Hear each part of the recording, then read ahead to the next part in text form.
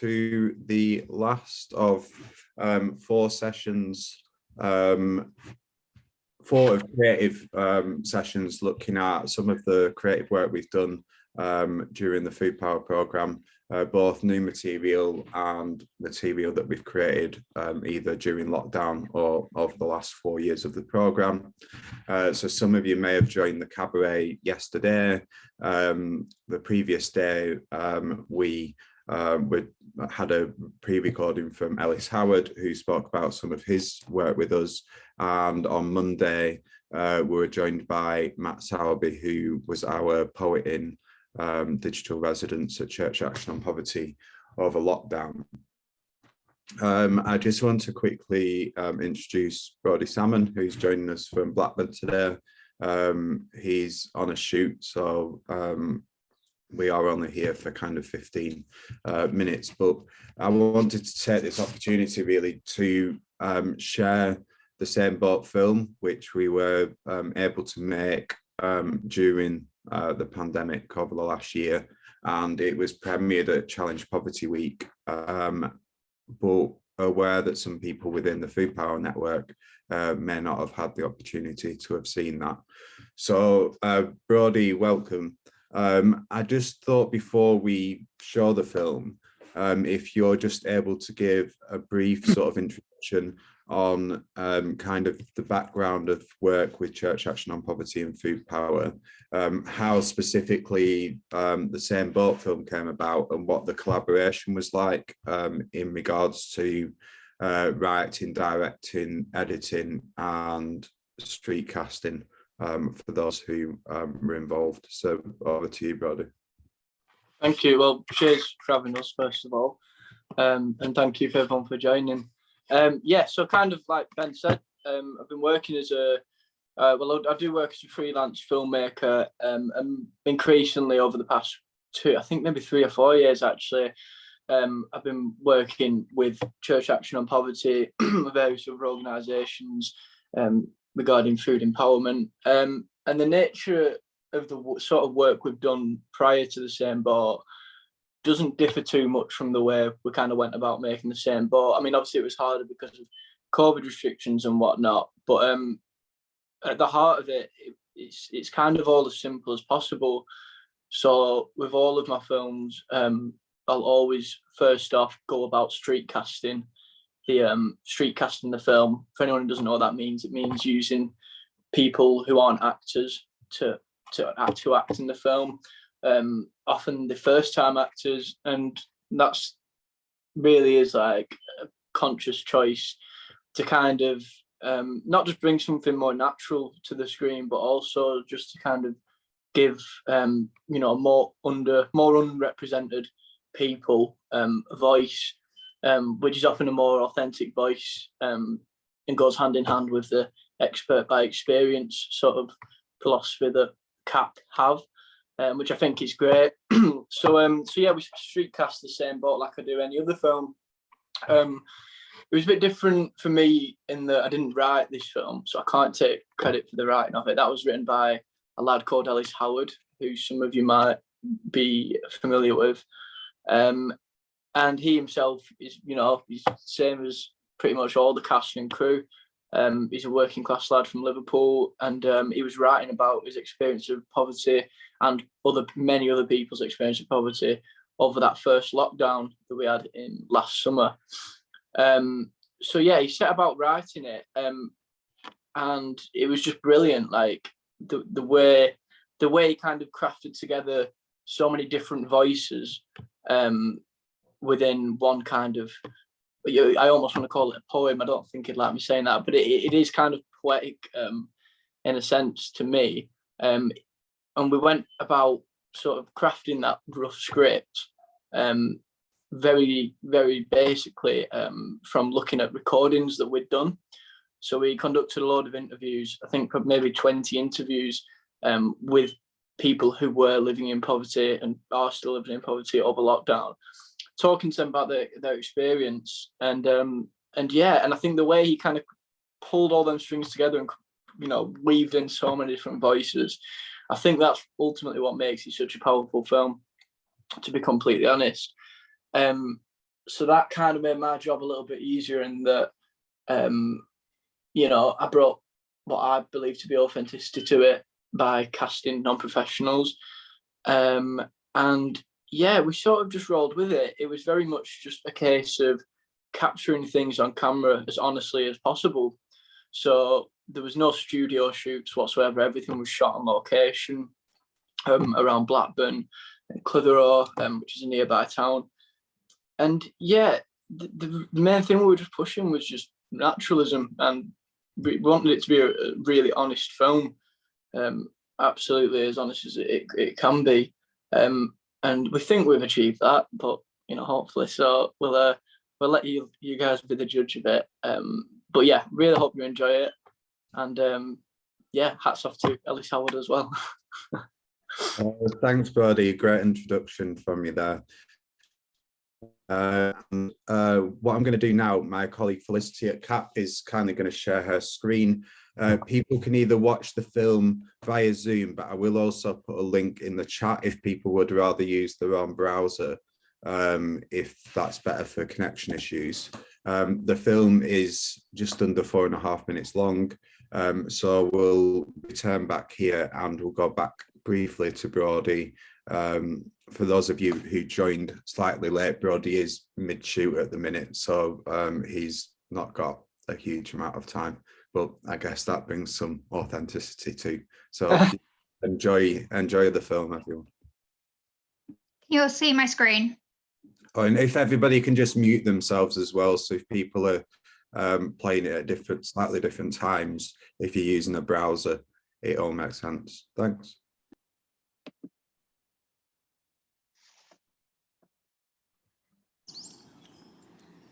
It's a Sunday afternoon. Every window is pushed open and usually we can hear the sounds of shouts and tears from number 46 as they routinely explain to Sarah that the country's in lockdown and why that means she can't play footy on the field even if she does dettle a flyaway. But today, it is quiet. There's a stillness. All I can hear is my mum boiling the kettle to make minestrone cuppa soups for me, her and my granddad. Cuppa soups are a delicacy in our house, but the packed croutons are hastily whipped out because today is the 1966 World Cup final, and my granddad, sunken into the couch, remnants of Watsits all over his t-shirt, is ready to relive his youth. I'm not much of a footy fan. The AstroTurf has been turned into offices, so my granddad says I didn't catch the bug young enough. But I still can't help but feel Martin Peters started the comb over Revolution 5 decades before Justin Bieber. Halfway through the game, my granddad is shouting and busting a gut. My mum looks terrified that his dodgy kidney will flare, but to me, it's hilarious. Before lockdown, I'd sit in the library and watch old people kicking off on TikTok and think they were the funniest thing I'd ever seen. I reckon if I had an iPhone, my granddad would go viral, we'd be rich, and we could eat cuppa soups and get as many comb-overs as we wanted.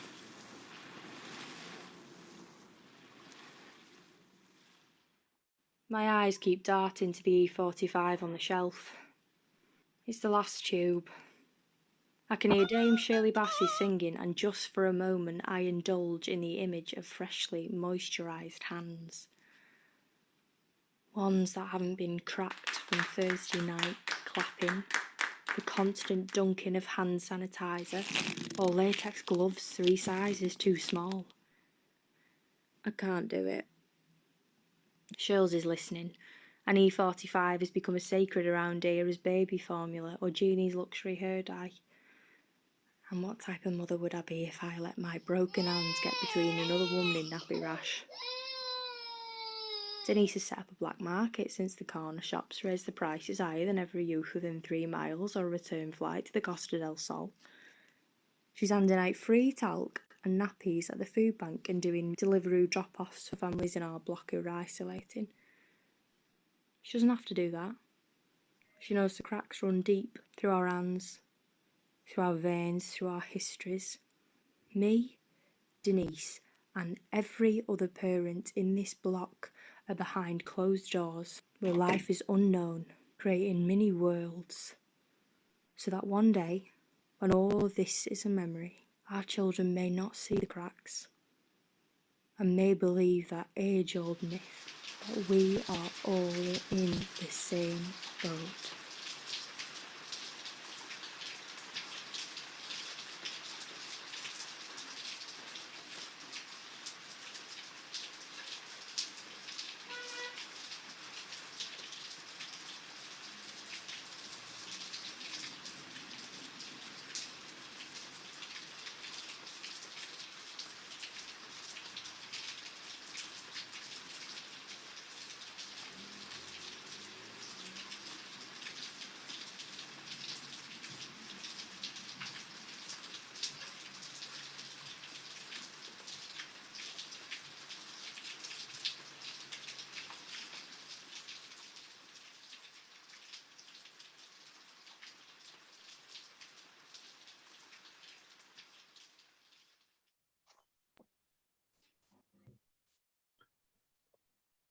Great, thank you. Hope everyone enjoyed that. It still brings a smile to my face every time I watch it.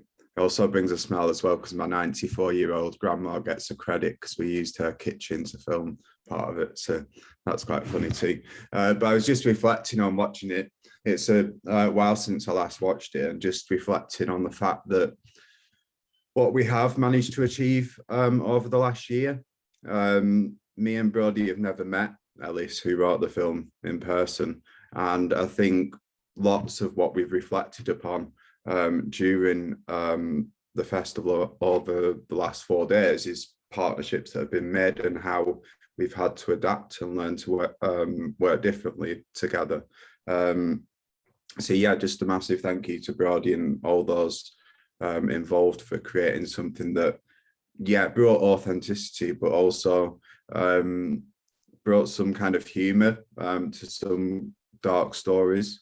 At the time when it was released during Challenge Poverty Week, it was still a bit of a roller coaster for people, as it still is for many. But I think it's important that we can still showcase kind of those human lives, the people that were fortunate enough to speak to an interview, to be able to inspire the film. It wouldn't have been possible without them. And just as well, people who were involved in the film, who Brody mentioned street casting earlier, and not only is it kind of giving people the opportunity to kind of try out new things and build confidence and stuff like that.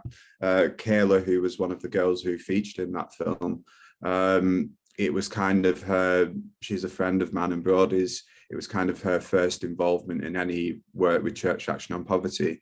And for those of you who joined the Creative Method session yesterday morning, has now over the last few months gone on to campaign and become kind of an activist in her own right, really. So I think it's just showing how these sparks of creativity can go on to make other things happen and inspire more people as well. I realise it's 16 minutes past and Brody doesn't have a lot of time, but I just wonder, Brody, if I could hand back over to you. Again, amazing, thank you. I just wonder if you want to touch upon two things. So what impact you were hoping that film would have when you made it, but also some of the more recent collaborations, so specifically the Britain project that you're currently working on in partnership with CAP and The Guardian. If you just wanted to tell people a little bit about that, and then we'll end the session. Yeah, so I'm really sorry, the line must be a bit dodgy, but I think I got the gist of that. So how the impact I hope that the same boat gave. Yes. Yeah. Okay. Yeah, that's a weird one, because at first it was like, I think it's kind of changed, because at first I think for us as in the people making it, it was kind of just really shining a light on the obvious answer to the question, are we all in the same boat, which is no. And that was kind of the sole purpose of it. And then I think over time, I hope, yeah, and coming at it from the angle of looking back at it now, I hope it has that same impact, but I hope it also makes people reflect and gives them an opportunity to kind of remember what happened, because I know things are getting better now, obviously, but I think it's really important to not just move on from, you know, the lessons that people have learned over lockdown, and just carry on like everything is normal. You know, hopefully, if there is any silver lining, it's that, you know, that people need one another, and yeah, and we're not all in the same boat. So I think now it's almost, to me, serves as a bit of a document of a pretty terrifying time, which hopefully we never go back to, but hopefully we take something from. Great, thanks for that, Brody. And just lastly, on your the current work that you're doing with CAP, do you want to just briefly tell people about that, and then yeah, we'll end the session. Just wanted to check as well, Brody, are you okay if I share your Twitter name in the chat? A few people have messaged asking if they can send feedback in somewhere. Absolutely, yeah, no, I really appreciate that from anyone. Thank you. I'll do that while she's speaking. Yes, the current work that we're doing at the minute is it's CAP in partnership with The Guardian News. So I've been helping them out to make a short documentary, which is going to feature on their website as part of a series called Made in Britain, which the whole purpose of this Made in Britain series is to give working class underrepresented people a voice, and kind of come at a story from their angle, as opposed to kind of, you know, I hate stereotype, but someone from London coming over, you know, getting the train over to somewhere like Blackburn and then making a film about it without anyone in Blackburn being consulted. So it's kind of like I think they're trying to break down that sort of stereotype, and they're doing a fantastic job of it as well, because, you know, they've spent a hell of a lot of time up here. So I'm working with them as an assistant producer on this short documentary, and it's basically following the lives of 3 young women around Blackburn and Darwin, which is where I am now. And it's basically it's like a 3-generational female character sort of story. So you've got a 14-year-old girl, an 18-year-old girl, and then Kayla, who Ben mentioned, who's 22 now, I think. And it's just kind of documenting their experiences, not just of lockdown, but the kind of personal struggles that they have surrounding food poverty, but also the resilience that they have, and kind of the grassroots level efforts that they're putting in to kind of make sure that the world's a better place. And they're 3 very inspiring girls in their own right. And so, yeah, that's the film that we're making at the minute, and it should hopefully be done in the next couple of months, but I can't promise that. But yeah, and I'm sure Ben will post a link somewhere when it is.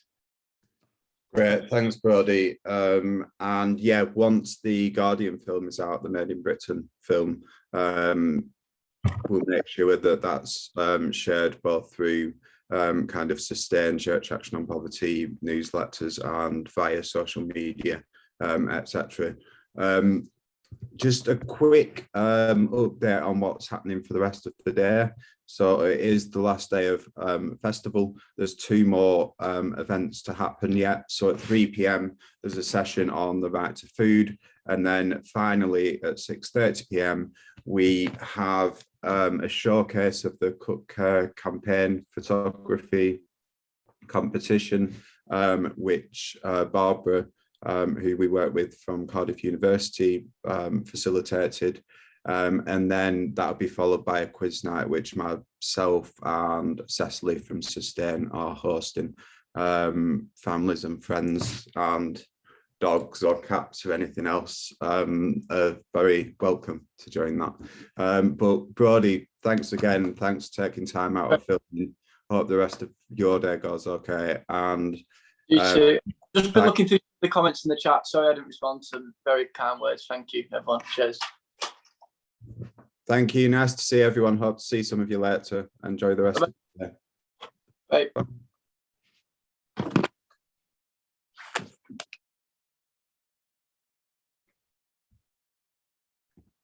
Thanks, Michael. Cheers, Felicity. Thanks for the tech support there.